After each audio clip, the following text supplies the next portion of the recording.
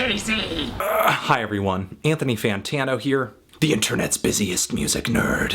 And it's time for a review of the new Jay-Z album, Magna Carta, Holy Grail. Jay-Z, Jiggaman, Hova, is a New York MC, business tycoon, and now a father. Oh, and also the largest figure in hip-hop music in terms of fame and financial status. Now, despite Jay-Z's long-running financial success, as well as very popular singles, recently he had quite a few hits off of that new Watch the Throne collaboration he put out with Kanye. Critics and hardcore hip-hop fans, snobs, have pretty much come to the conclusion that Jay-Z is in the midst of a bit of an artistic decline at the moment. It's been a while since he's put out an LP that reached that widespread acclaim of a Reasonable Doubt, or a Blueprint, or an American Gangster, or even a Black Album. And honestly, I don't really see that happening anytime soon, especially considering the marketing campaign behind this new record of his, Magna Carta Holy Grail. There wasn't really any hot sort of radio single to come out before this album was released to get people kind of hooked in on it. And radio singles have pretty much been Jay-Z's bread and butter for the majority of his career.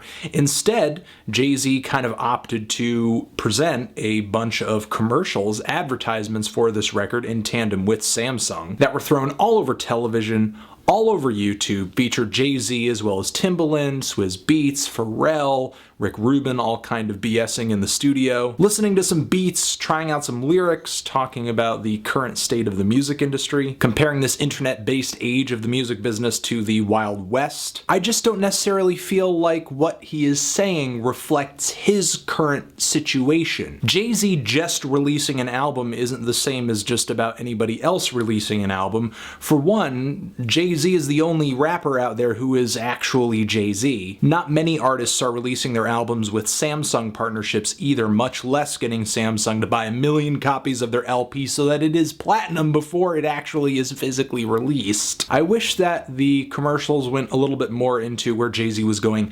artistically. One of the advertisements, I believe, actually calls out specifically the song Jay-Z Blue, a song that was hyped as a personal piece of reflection on Jay-Z's recent entry into fatherhood. However, this song is maybe among some of my least favorite tracks on Magna Carta Holy Grail, almost to the point where it's kind of embarrassing with all the Mommy Dearest references and desperate Notorious B.I.G. samples.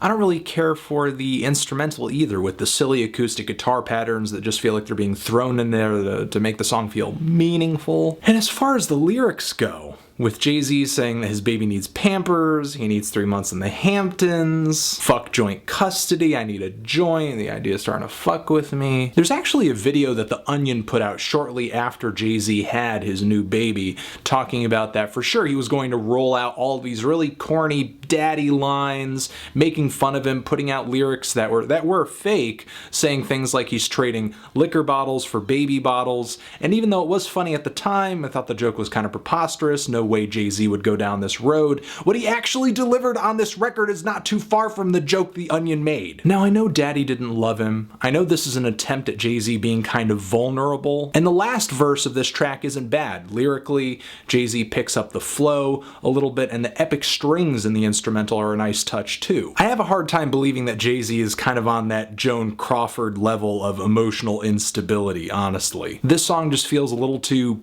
fabricated to me, story-wise and emotionally too, because Jay-Z seems legitimately more emotionally moved by his damaged relationship with his audience than he does the relationship with his baby. Not to get caught up in one song though, because there are tracks on this LP that I like. I do dig the opener on this album. A lot of you may remember the instrumental from the advertisements that Samsung ran for this thing. There are some very passionate vocals from Justin Timberlake, very slow, dramatic pianos that play up to the point where the beat comes through, hits hard with these twittering hi-hats that feel very trap music influenced, hard-hitting kicks, little baby pianos. And lyrically, Jay-Z raps about that tattered relationship he has with fame. Such a harsh mistress. Yes, fame has given Jay-Z opportunities and money, but I suppose it's had its annoyances as well. The only downfall of this track, though, is just the really gaudy Nirvana hook reference on this song, as well as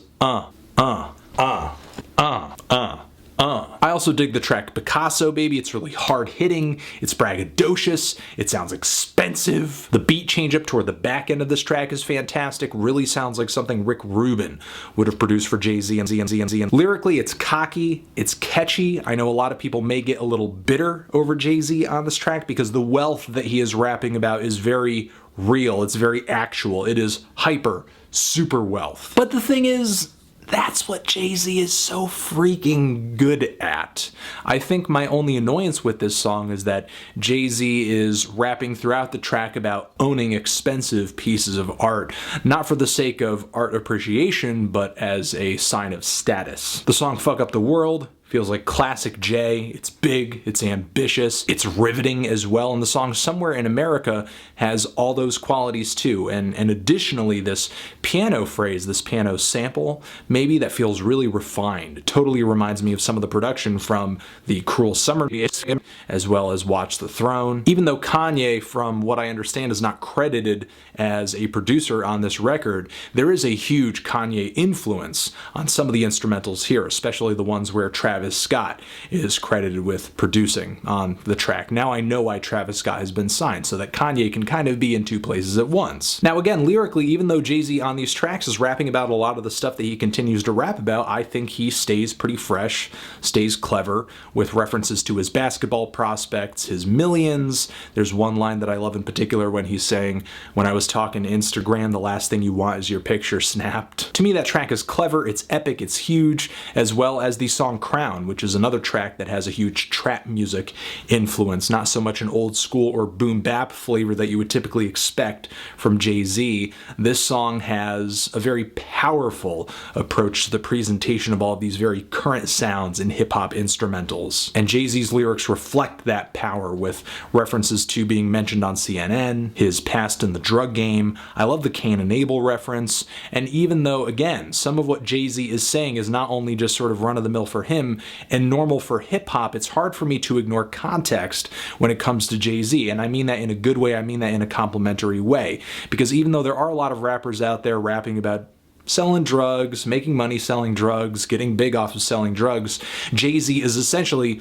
the #1 guy for this. He is the poster child for getting your start via drug dealing. Nobody has gone quite so far from the beginnings that he raps about in his songs. We're talking about one of the most powerful, famous men in the world, acquaintance to the president, and he is completely open and honest about his past selling drugs. Not that I think that this is a thing that Jay-Z should be regretful of or throw in the closet. I think it's more interesting if you frame it within America's sort of weird love-hate relationship with drugs. While there isn't some massive riot or revolution to get the sort of drugs Jay-Z was selling legalized, people are completely fine and okay and even interested in hearing the sort of stories that Jay-Z has to offer splattered all over the mainstream media. Now to go on, there are some other tracks on this LP that I like the song Heaven, a song where Jay-Z goes through a bunch of religious references, self-compares to God a little bit. Again, it kind of feels like he's inspired a touch by what Kanye was doing on the song I Am a God, except Jay-Z approaches it with a better, more sensible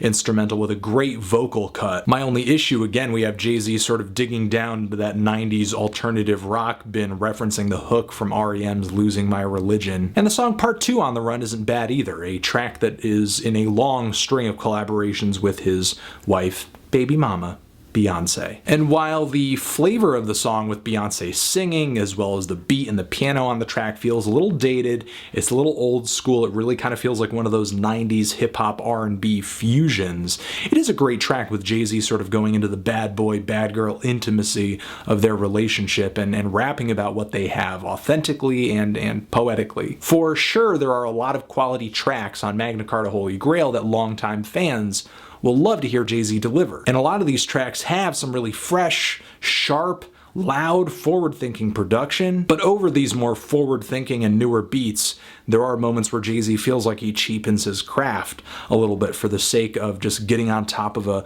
really loud, modern banger. And of course, on beats like this, he dumbs down his flow a little bit, and it just gets me thinking, really? Like, we're doing this. Songs like Tom Ford, as well as BBC on this track, has an extended coda from Nas. The beat itself is really kooky. Swizz Beatz is all over the instrumental too. And with only a single verse from Jay-Z, it really kind of feels like I'm listening to another interlude off of this LP. There are a few 50-second tracks on this album too in the second half, which sort of come out of nowhere. I actually wish the song Verses was a lot longer than it actually is. If it was, it really could have been one of the better tracks on Magna Carta. But the worst has got to be Fuck With Me, You Know I Got It with Rick Ross, where Jay-Z just really throws his flow in the toilet. Really into the toilet, to the point where I'm not even interested in what he's delivering lyrically. And Rick Ross is completely obnoxious on the song. Not only because his flow is just as bad as Jay-Z's, Jay-Z is really bringing himself down to that Rick Ross level, but there's a silly shot at Reebok in the track having to do with the Molly line that he did and how they're not advertising with him anymore. Overall, I have to say that Jay-Z, into his 40s, I'm pretty happy to see that he has quite a few tricks up his sleeves on this new rap LP. And while there are quite a few enjoyable tracks on this album, some passable ones, and only a few that I really disliked, I think Magna Carta Holy Grail's biggest failure is through the fact that with the advertisements and the lyric dropping and all of this pre-album release hype, which was building up to something big and ambitious, Jay-Z came through with an album that was really sort of just kind of safe for him. I'm kind of feeling a decent to strong 6 on this LP. If you've given it a listen, what did you think of it? Did you love it? Hate it? Why? What should I review next? And that's it. If you don't like this review, you know, it's my opinion. Here's a straw. I want to give a shout out to Jay-Z, and that's it. Only the strong subscribe. All mistakes were intentional. Anthony Fantano, Jay-Z, Magna Carta Holy Grail, forever.